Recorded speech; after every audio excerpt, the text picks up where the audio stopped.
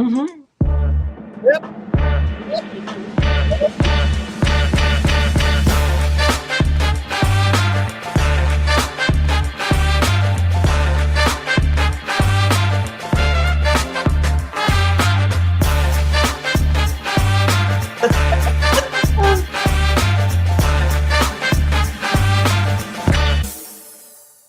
Well, that was really a great timing. Good morning, Timothy, and good morning to everybody watching us on YouTube, listening to us in Clubhouse, and being with us on LinkedIn and Facebook. So, well, we got really some inquiries about Timothy's dance during the introduction clip here. But today, obviously, is not the day to show that dance. It's really a great one, by the way. And Timothy, it's a pleasure to watch you dancing there. So, thank you very much for being with us again this morning. I can see that you're reporting again from your beautiful boat in Katsuyama. And it is March the 2nd. Welcome to March to everybody.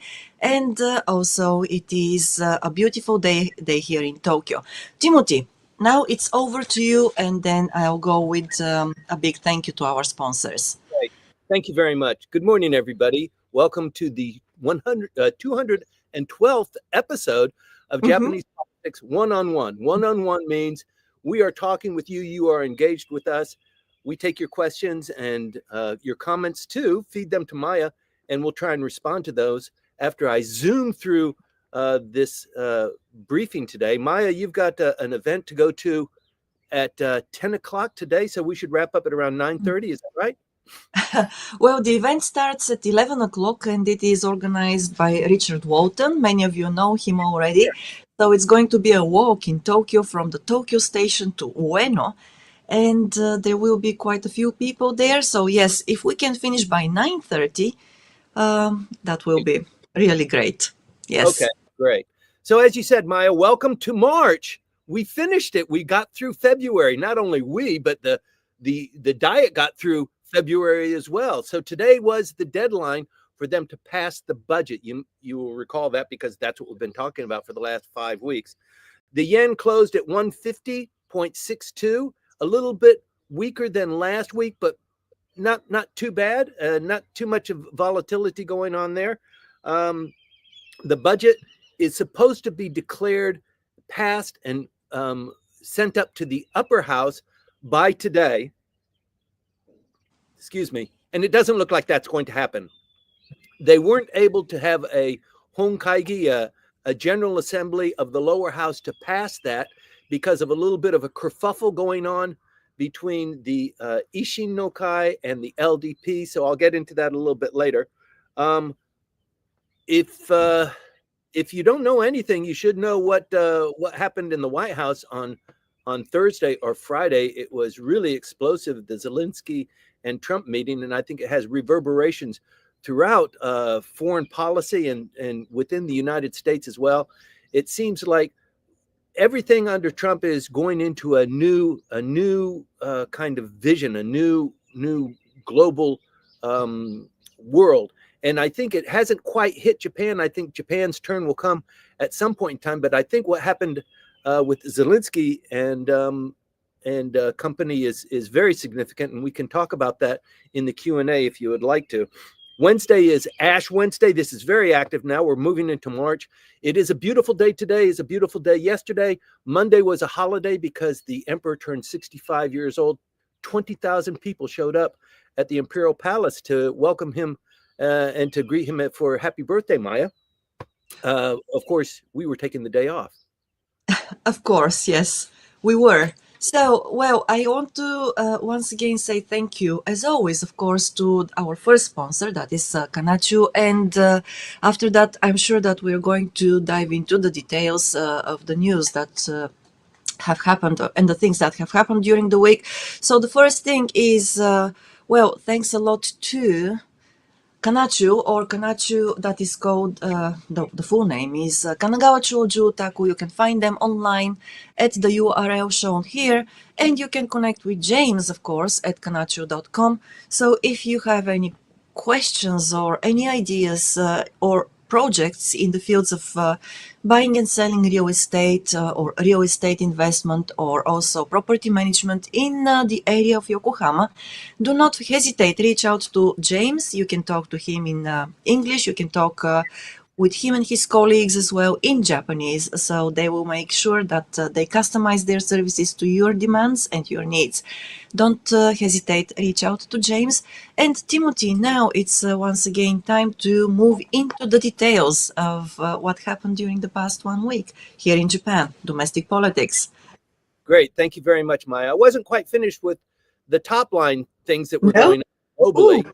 Yes. So today or tomorrow is the last day of the Hamas truce, the transfer of hostages and Palestinians. That's phase one. It ends tomorrow. So we are anticipating a lot of things going on there. One of the American inventions that has been really irritating to a lot of people, daylight savings time, starts next Saturday. So the Americans move their clock forward to take care of the rising of the sun a little bit earlier. I think it makes things difficult for other people. And then Mardi Gras starts tomorrow. Mardi Gras is a huge festival that's centered in New Orleans, and it's a big deal, all related to Easter and Ash Wednesday, that sort of thing. So lots going on there. But now to domestic politics, what's going on here? The budget was essentially passed earlier this week. We've been talking about this, and the issue is the LDP and Komeito need 13 votes to pass the budget for 2025. It must be passed by April 1st. They have to pass it through the lower house by today so that the upper house has 30 days to review it and to pass it. And under the Constitution, this is one of the things that enhances the power of the lower house so that it basically eclipses the power of the upper house, although in some countries and some democracies, it's the opposite. The upper house is the more powerful of the two houses. In Japan, the lower house is the more powerful. And one of the reasons why it is because even if the budget passes the lower house to go to the upper house, it must pass the lower house first. If the upper house considers it and doesn't pass it within 30 days, it falls back to the decision of the lower house and it becomes law. So essentially, once the lower house passes it, it doesn't make any difference. It's going to pass. It's going to become law.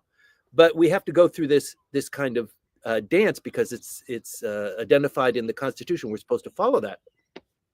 So to pass the budget today requires the lower house to meet and vote on it. They didn't do that on Friday. Friday was, they're not going to do it on, they could have done it on Saturday. They weren't able to do it. There was a kerfuffle that came up as a consequence. But you might remember, if you're just following the news lightly, that there was a big celebration on Wednesday night. No, it was Tuesday night, where the LDP, Komeito, formed an agreement with Isshin no Kai. And the three parties decided that, yes, the 13 votes, we will submit those on your behalf. In fact, all 38 of our Isshin no Kai members in the lower house will support the budget so we can sail it through. And so there was a big deal of that. It was all reported and people had smiling faces and they were holding the agreements up for the televisions on Tuesday night. And then on Wednesday, it hit a snag because there were some people in Isshin no Kai who said, wait a minute, you guys already decided that you were going to accommodate the Democratic Party for the People's insistence for raising the tax-free level of salaries to 1.6 million per year. And you didn't clear that with us. We have our deal, free education, school lunches, that sort of thing. We had our deal, but you didn't tell us about that. So you need to clear that with us because it's all part of the deal. So everything fell. They weren't able to have a full agreement, although on paper it looks like they have an agreement. Isshin no Kai said, we need a couple of days to reconsider the fact that you have accommodated the Democratic Party for the People's insistence for raising the floor of the tax-free salaries from the current amount of 1,300,000 yen per year to 1,600,000 yen per year, because it impacts us too. And now I think the story there is Isshin no Kai wanted to receive the benefit of having this deal with the LDP, but the Democratic Party for the People were able to get some sort of good result that benefits them. So it makes the fight between Isshin no Kai and the Democratic Party for the People as an opposition party a little bit more difficult. And they didn't want that. They wanted to be the heroes here. So it looks like there still is an agreement there. They still will pass it, but it's just very difficult that nobody trusts the LDP. That Isshin no Kai does not trust the LDP to fulfill its promises because it's reneged on some of its promises in the past. And also the Democratic Party for the People does not quite trust the LDP to follow up. And in fact, Komeito, their coalition partner, is beginning to think that maybe this is not such a great deal for us, this coalition with the LDP and this slush fund and all of the money that's been going on and the politicians pocketing the money and not reporting it. So it really besmirches our image as well. So we're thinking maybe we should go it alone too. And if the opposition party is somehow able to coalesce against the LDP, we want to be a part of that. We don't want to be out in the cold. So much of this is step one to step two, and step two is the upper house elections in June or July. They will be called in June, and voting day will probably be in July. But the details are Isshin from April. The government of Japan will increase spending on public and private school education. So the amount of money that citizens are paying to educate their high school or junior high school or elementary school kids will be essentially free. And then they're going to, next year, not in this year's budget, but next year, this is a promise now. So they're worried about, fulfilling that promise. They're going to slash healthcare insurance 4 trillion yen, which is about 26.8 billion US dollars. That's the enormity of it. They're going to slash that, and the essential impact per working adult is about 60,000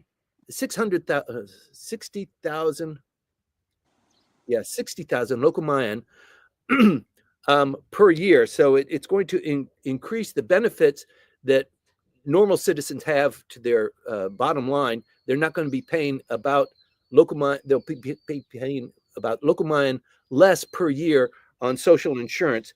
But that's going to kick in 2026. Free school lunches from April of 26 for junior high school and high school. And their promise was not so solid on free lunches for high school. They said we'll implement that as quickly as possible, but already it's a big hit to the budget. And nursery school fees will be reduced, but they didn't go into how much. So the whole issue here, and the reason why I think the LDP sided with Isshin no Kai, was because the Democratic Party for the People's demands for raising the tax-free floor for salaries hit the budget far harder than the Isshin no Kai. So I think it was just an economic evaluation. But at the same time, this time last week, we were talking about how the Constitutional Democratic Party had pulled a rabbit out of the hat and formed an agreement with the LDP. They submitted they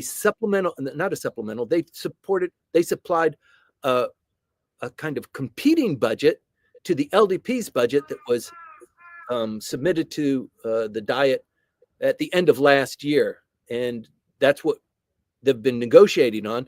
The Constitutional Democratic Party came with their own budget, and it looked like that was going to satisfy the Democratic Party for the People, Isshin no Kai, the LDP, Komeito, and then that way the LDP would have the votes way far more than the 13 that they needed, with the Constitutional Democratic Party coming in and supplementing their votes. So the Constitutional Democratic Party has 148 seats in the lower house. Isshin no Kai has 38, and the Democratic Party for the People has 28. They only need 13, so more is better, I guess, but they just need the 13.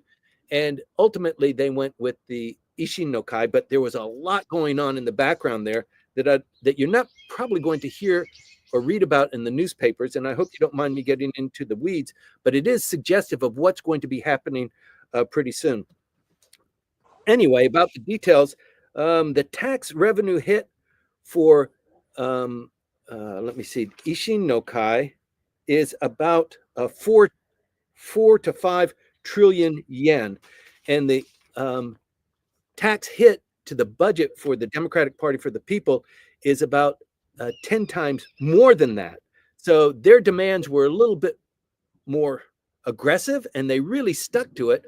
And they felt like, as they were making good progress a week ago, the Democratic Party for the People looked like it was making good progress with the LDP, and they began to, leverage that advantage they perceived. So when it began to fall apart and Isshin no Kai swooped in with the agreement and all of the smiling faces on Tuesday night, the Democratic Party for the People was really upset because they thought they had a deal. They were weaving and bobbing and maneuvering with the LDP. So the LDP, if you can imagine this, they have different teams that are negotiating with the Constitutional Democratic Party. They have a team that's negotiating with Isshin, with the Democratic Party for the People, all coming up and having their meetings and comparing notes inside the LDP headquarters in Nagatacho. And so ultimately, they came on the side of the Isshin no Kai. And then Isshin no Kai decided, wait a minute, we could have gotten more. What's this? Why did you acquiesce and give the Democratic Party for the People something that they wanted? So they didn't give them everything. They gave them about $1.6 million as a ceiling. As a floor for tax-free. It sounds like I'm getting a little bit into the weeds, and I apologize about that. But it is pretty essential. So one of the other issues that came up was the accountant for Seiwakai, the Abe faction accountant.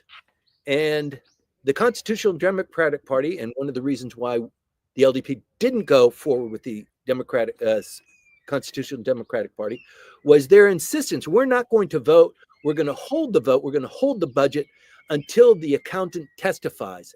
And they backed up a little bit because they saw that the LDP was holding firm. They didn't want to have the accountant testify because that means if he testifies, the LDP is going to have lots of egg on its face because the accountant who knows everything, who was instructed to reinitiate the kickback scandal after the assassination of Mr. Abe more than 2 years ago, if he testifies and he testifies under oath or he testifies in front of the televisions, it's going to give the LDP two black eyes because people are going to understand how dirty and how long-lasting that was. So the Democratic Party for the Constitutional Democratic Party favorability with the LDP began to wane about 10 days ago. Democratic Party for the People came up, and then they waned, and then the Isshin came up this last week. But it turns out that the accountant did testify on Thursday. We talked about this last week. There was only one real day where he could testify if he was going to testify, and apparently they got an agreement that he would testify. The requirements were no press, no television, in some non-disclosed location in Tokyo, and it is not going to be under oath. And so that happened on Thursday. It was reported widely. The hotel looks like it was the Prince Park Hotel Tower in Shibakoen over by Tokyo Tower. I could tell from the photographs that that was the interior design. And he did testify for 40 minutes to the budget committee. And the story that he gave, I think it was pretty accurate. It was well appreciated by the budget committee chairman, who was able to insist that he testified. It wasn't as blazingly negative as many people thought or hoped it would be. But in fact, he said, look, the chief leaders of the Seiwakai after Mr. Abe told me to reinstate this plan that had been in effect. They had been doing it ever since I had joined as an accountant. He's 78 years old now. He was hired as the accountant when he was 72, if you can imagine that. And when he joined in 2019, this process had already been underway for at least 15 or 20 years, he said. So it was when he took the job at 72 years old, he was told, this is how we do things. It's a legacy policy. This is how it's supposed to be done. This is the way you're supposed to treat it. So it's not like he was involved at the very beginning. He came in and he was ordered to do it that way, even though he had questions about it. And the main question from the chairman of the budget committee was, who gave you the orders? He did not say the name of the person, but we kind of know by vectoring who it was. There were 4, maybe 5 members of the LDP faction, the Abeha, the Seiwakai, who were running the faction after the death of Mr. Abe. And as a consequence of the scandal, 2 of them were kicked out of the party. They lost their seats one way or the other. And he said, I can't really identify who it was by name, but he's no longer a member of the parliament. And that kind of indicates Hakubun Shimomura, who was education secretary. He was very close to Abe. He was one of the 5. He unfortunately lost his seat. He comes from Tokyo, so his election district was Tokyo, and he lost his seat because he had been fingered as one of the people who was stuffing money into his pocket, one of the maybe 48 or 50 members of the LDP who had been identified as doing that. There were only 4 individuals who were actually investigated and persecuted or prosecuted, but everybody else is kind of, they've gone on their way. They've identified themselves. They've told people how much money they took in over a very brief 2.5-year period, not the entire period. And so the LDP is hoping this ends it. We're over it. We don't have to talk about Seiwakai. We don't have to talk about the slush fund, because already, this is the whole reason why the LDP lost their majority in October. He testified for 40 minutes, like I said. He kind of identified who Mr. Big was, but I think that was just a convenient identification. The people, how Japanese organizations work. It's not really it's a committee. The 5 people that were running Seiwakai were probably all instrumental in deciding how to get this money back into the system, because they enjoyed it too. And particularly the 5 leaders were the ones who benefited presumably the most from this policy.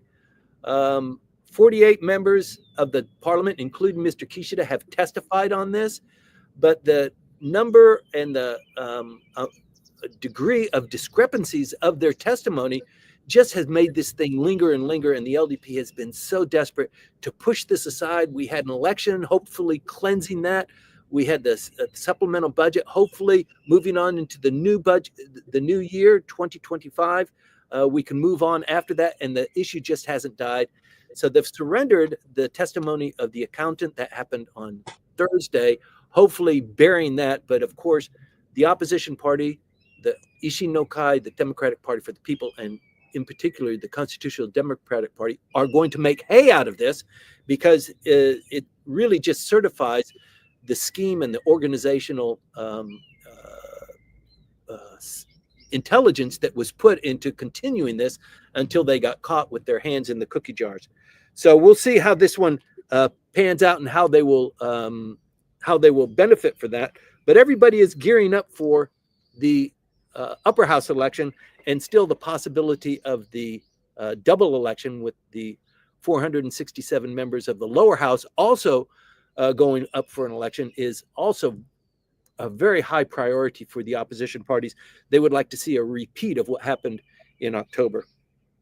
let me see. Komeito is really thinking its position on its alliance with the LDP. And this is something that's been a topic of conversation from time to time on this briefing, but it looks like it's a little bit more serious now. You know that the 12-year leader of Komeito resigned before the election, and he was replaced by his number two. And in Komeito policy, they don't have an election for who's going to run the party. It's a kind of a generational. The person who's number two generally slips into number one. In the election of the lower house that we had, this individual unfortunately lost his seat, if you could believe that. He was the leader of Komeito. He lost his seat. So a third person came in, and Tetsuo Saito is now the current leader of Komeito. Without election, it was just he's number three in mind. And he's beginning to scratch his chin and think, Komeito, our philosophy is from Soka Gakkai. And most of the leadership within Komeito belong to Soka Gakkai, and the basic principles of Soka Gakkai are not being represented in our alliance with the LDP. We should do something about that. He's actually voiced that opinion. And so he's actually said over this last week that Komeito should get back to the Soka Gakkai ideals. And the main issues he is focused on is updating Social Security, address the declining population of Japan, particularly in rural areas, and to lobby for observer status at the UN treaty banning nuclear weapons. That treaty meeting is happening tomorrow in New York at the UN headquarters. It goes for 3 days. And it is not favored by the LDP, although it's favored by Komeito. In fact, the LDP is not even sending a representative to New York for participation in this non-nuclear proliferation treaty negotiations. And that really torques the Komeito, in particular, Mr. Saito. So who knows how that's going to come out. But the budget passed. Essentially, it passed the lower house this week.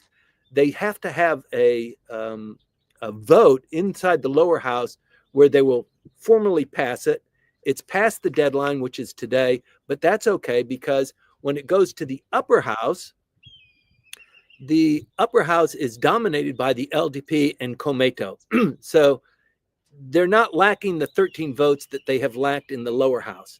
This whole kerfuffle about, we need to negotiate with the opposition parties doesn't exist in the upper house. LDP, Komeito have that majority there. So when the bill comes up, they will just pass it. And probably they're not going to wait until the last day of March to pass it. I think they'll pass it rather swiftly once there is a general assembly of the lower house and they vote on it with the addition of the 38 members of Isshin no Kai when they make that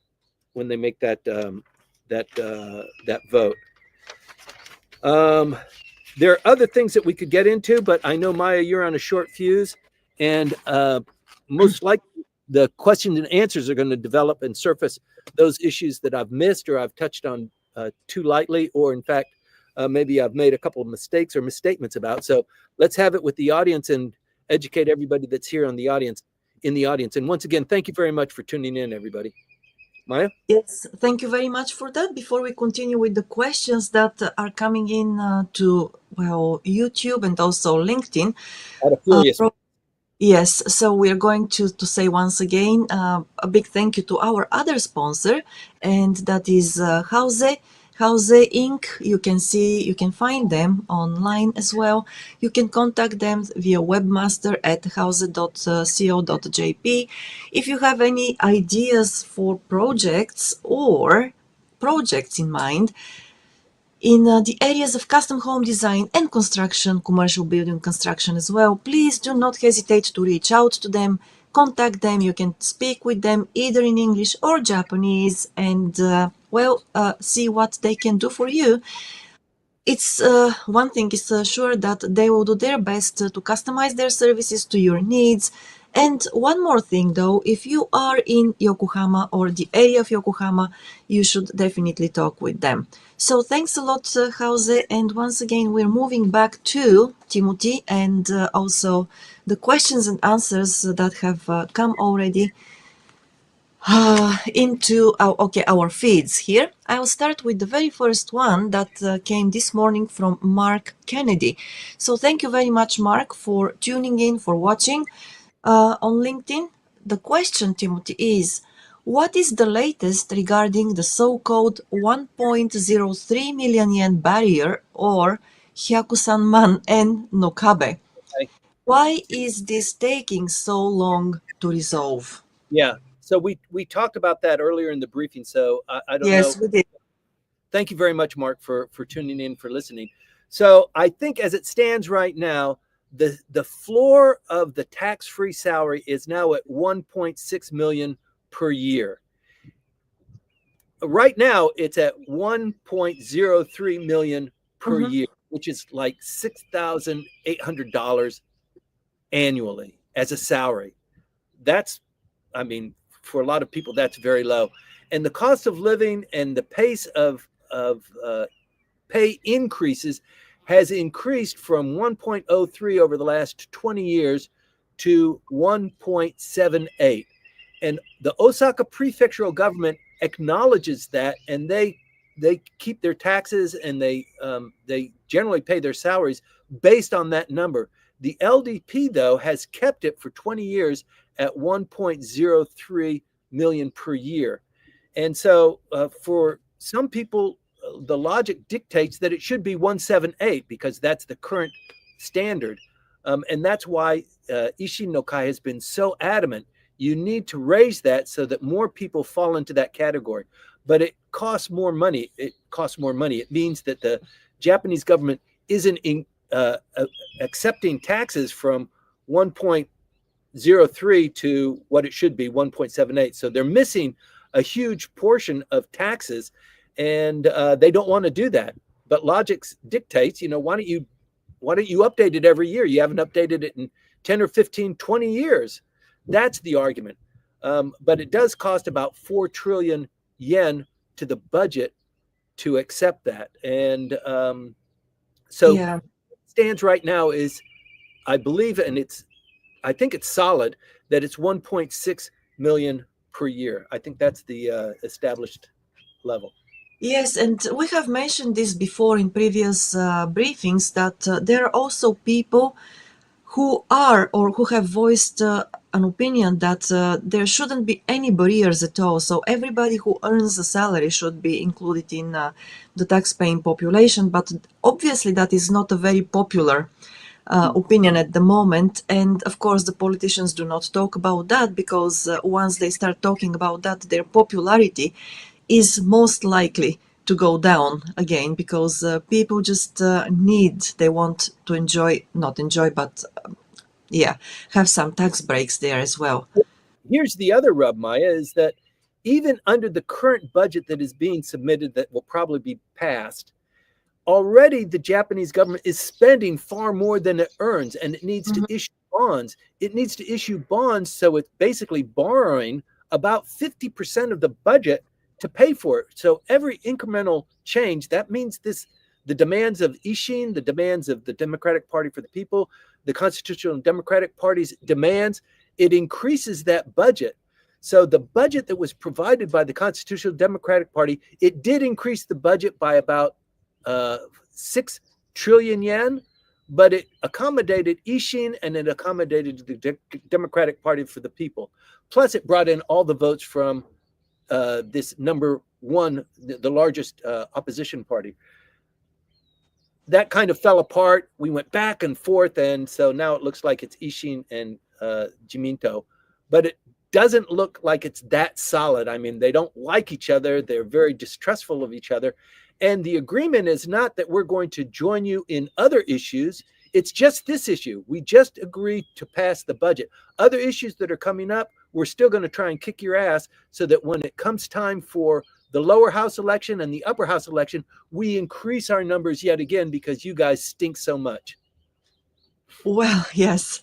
Well, thank you for that. And Mark, thank you very much for that. Yes, indeed. I think that the number of people who are, well, thinking about no limit, is increasing gradually, but I don't believe that it will be anytime soon. It will be part of any politician's policy anytime soon. Okay, so and inevitable. Well, first, before we move into the external politics, because inevitably we have to go into that direction too, after what happened at the end of last week, working week. So I wanted to say that Joe on YouTube says on well. I am blown away by how the Japanese parties managed to cram so much horse trading, so many twists, and so many consequential decisions into the last week before a budget deadline. Right, yes. That Yeah, it's hard to keep up with it. I mean, it's something that I follow all the time because it's part of my world. But reporting on it to you on a weekly basis, I mean, if we weren't doing this weekly, it's too much information. But it does, and thank you, Joe, for observing that the tension and the flow and the flux that's going on in Japanese politics, it is just really amazing.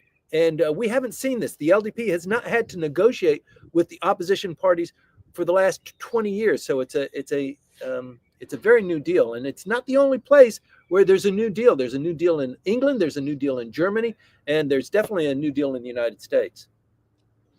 Yes, indeed. And there are no guarantees, actually. You mentioned earlier during this briefing, Timothy, that the LDP and Komeito at present, they have majority in the upper house, so they do not have to actually consider any That's right. tactics or strategic movements there. But after, we don't know what happens after the election in well, this summer, right? Because we are moving towards an upper house election there, and chances are, even though small ones, that LDP and Komeito may lose that majority in the upper house as well. So the reason the accountant's testimony is so important is because the opposition parties want to identify those LDP members who were in the Seiwakai who were taking money. And the accountant is going to say, yes, I was instructed to do that. And so it just enhances, it just continues this story. So those members of the LDP who are in the upper house have a real uphill battle in reclaiming their 6-year term for the upper house. And it is within possibilities that they do lose that. And if they lose the support of Komeito, it's very possible that they could have the same situation in the upper house that they currently have in the lower house. And it's not a very enviable position, as these last 4 months have shown us. Right. Well, let's move on to the next question. Then we've got a question from Manabe-san, and Manabe-san says, well, before I read it out, we're moving into the direction of well, foreign politics and how the United States actually impacts Japanese politics. Manabe-san writes, is there a possibility that Vice President Vance will have an impact on diplomacy with Japan? Isn't his solo play a headache for the administration? Isn't his what? Solo play. Where is he solo playing? So I believe, Manabe-san, maybe you can specify that. My interpretation of this question is that, well, Vice President Vance actually explains things during meetings, and he takes initiative to actually point out things that President Trump does not talk about in negotiations and so on. Manabe-san, if I'm wrong, please let us know. So while maybe Manabe-san is responding to that, I don't see where there is a much daylight between what President Trump is saying and what J.D. Vance is saying. I think that there is tightness there, and you could see that even with Secretary of State Rubio following the Zelensky meeting. So and they had their first cabinet meeting just this last week too, and everybody is supporting Doge, everybody's supporting Elon Musk, and they're moving forward on reducing the money that's being spent to run the government. So it does seem like there is a tightness and a unity of purpose here. I don't see that it's he's flying solo. But the other thing too is that Mr. Trump only has 4 years. He cannot succeed himself. So quickly, J.D. Vance needs to train up, and he needs to be presidential because he needs to run for that position. It's not a shoo-in. He's vice president now, but the Democrats at some point in time are going to come up with a Democratic presidential candidate. Maybe they already have one, but it will be a contest. And so over these next 4 years, he needs to, polish his chops so that he can be on the world stage. He can be perceived and he can exude that leadership that is required as president of the United States, especially following after a Trump administration. Yes, I was surprised. Yes, it seems that my interpretation of Manabe-san's questions was correct. And if I can comment, it looks to me like there is really a unity in the opinions of the members of this administration, because I also see how even Marco Rubio, he used to have a different. He used to express a different opinion when it came to the conflict in Ukraine and so on. And now, he's standing firmly behind what the president and vice president are saying. And so it is really fascinating to see the difference between the second term of the Trump administration and the first term, when yes, so it seems that there is unity indeed in this administration at the moment. So yeah, okay, and thank you very much for this question, Manabe-san. Now, yes, so from Hiroaki, we have Hiroaki on Facebook saying, "Are we praying for King Charles of the royal family of the UK to be able to send a message to President Vladimir Putin and to convince him to stop fighting and accept a security guarantee of the UK forces to back Ukraine?" So I think this is this is a multi-layered question, but this is typical Hiroaki. yes, he's way up here. He is thinking. His mind is racing a million miles a minute. He's very astute. He's a very astute observer. I don't know the story behind the king and Vladimir Putin, but I do see that there is a growing unity in ending the Ukraine-Russia war. And I think, it's just so explosive what's going on there. I think in very short order, we're going to see an end to that war and some sort of an accommodation made. But yes, it requires all the parties, and all the parties have been getting together. They've all been talking. They've all been coaching Mr. Zelensky and what you're supposed to do, and this is how we do it. And I think that's why there was such an explosive reaction in the White House on Thursday. My concern, though, is that the European governments are not very happy with the approach of the Trump administration, and the coaching of Zelensky is actually they're coaching him in a different direction, and it's really concerning at this point of time, because it seems that even though everybody seems to be working for peace, because of these different approaches, peace is not going to come soon. It probably will take longer than it should. And that's a concerning. What Trump said on the election campaign trail, he said, "I'll solve that in the 24 hours after I become president."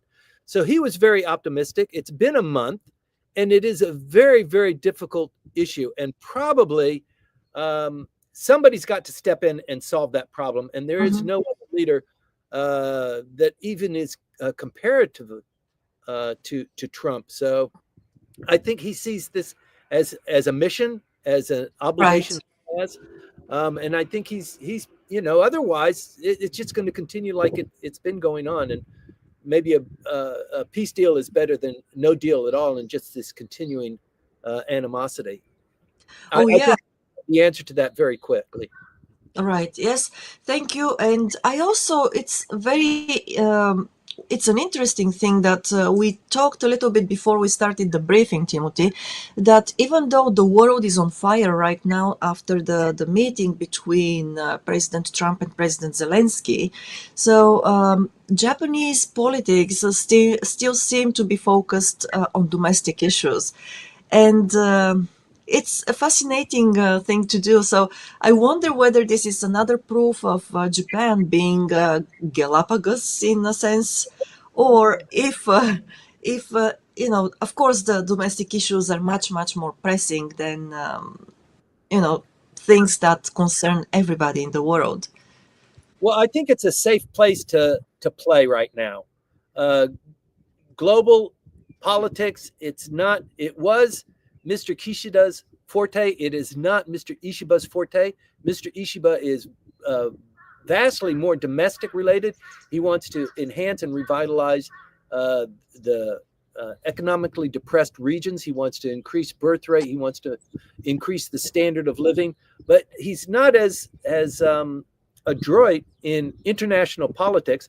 But then again, you've got the foreign ministry, which is and continues and has been there far longer than even maybe people in the State Department. So there is legacy knowledge there. There's not that revolving door that you have in the United States and in other countries.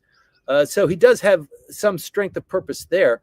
But, global politics, international politics now is just what a change that we are experiencing right now, not just between, Japan and Taiwan and South Korea and the United States. And I mean, it's a conflagration that's global in nature. So there's a lot going on.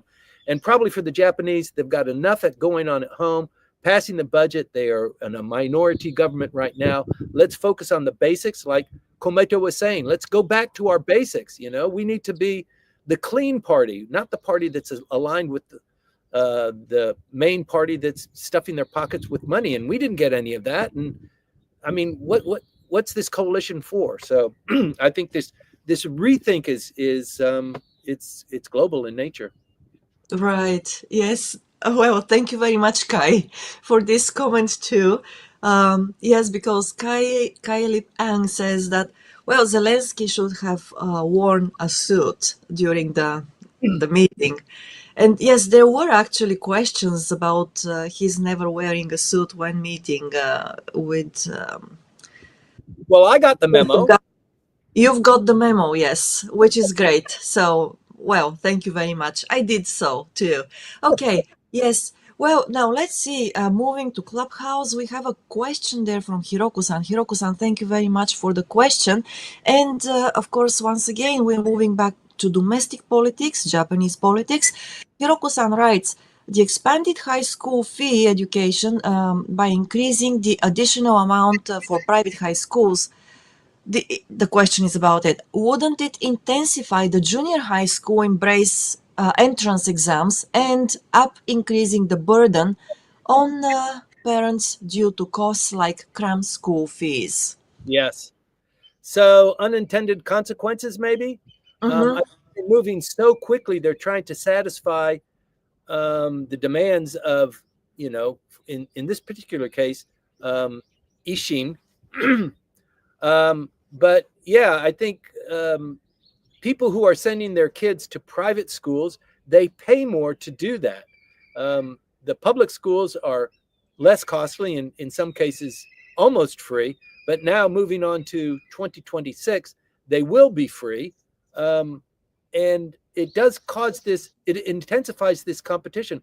Private school, public school, if the government's going to be paying for it, that competition, people are going to want to go to the private schools. Yeah.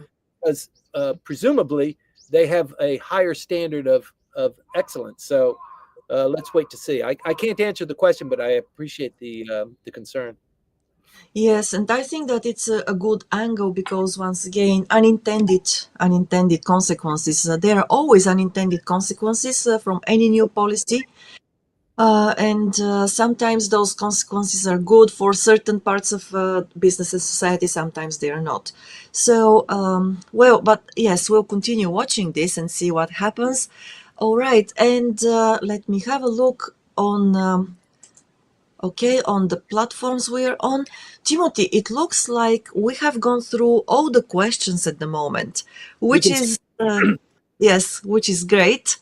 And I know that you also have a lot of work you want to do, mostly get your feet up on the table.